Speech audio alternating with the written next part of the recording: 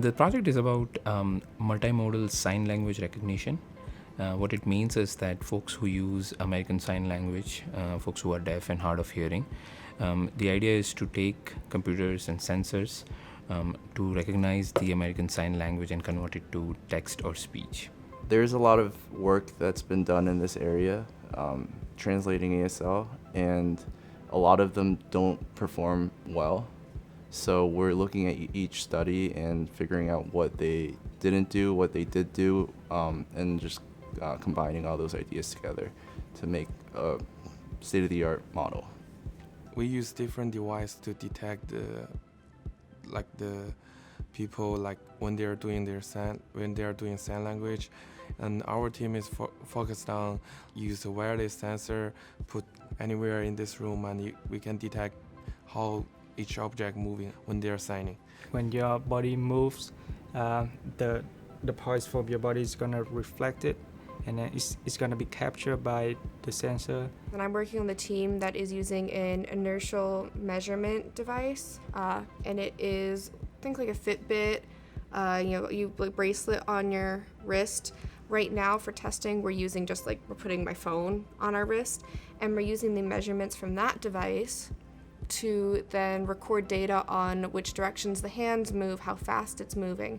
So what I'm doing is I'm helping to record this information, and then I'm taking that data and I'm building the code to distinguish the signs from each other and eventually recognize the different signs.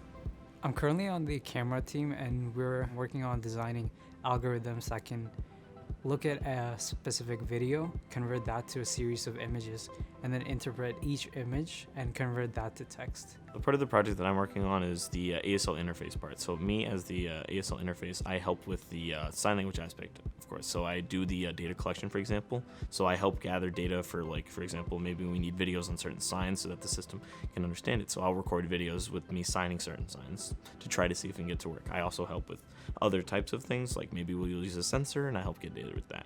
And also my other part of the job is to go out and try to contact deaf community members to try to see what their preferences would be. There are multiple things that we think the students will get out of this. The first thing is, of course, as undergraduate students will get exposure to research, how the problems that are not defined clearly, or problems where you don't know the solutions, how to approach those problems. That's one of the primary goals that we are sort of exposing them to using this research project.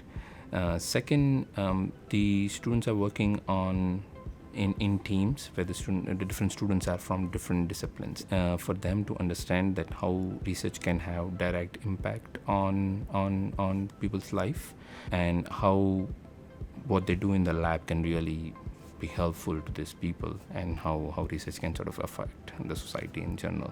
We're all very different people, but we all have the same interest in either engineering, or we all want to help the deaf community, and we all want to connect the hearing and the deaf and things like that. So it's interesting. Sometimes we have barriers because everyone's different, and we can all get past those boundaries to work on something together.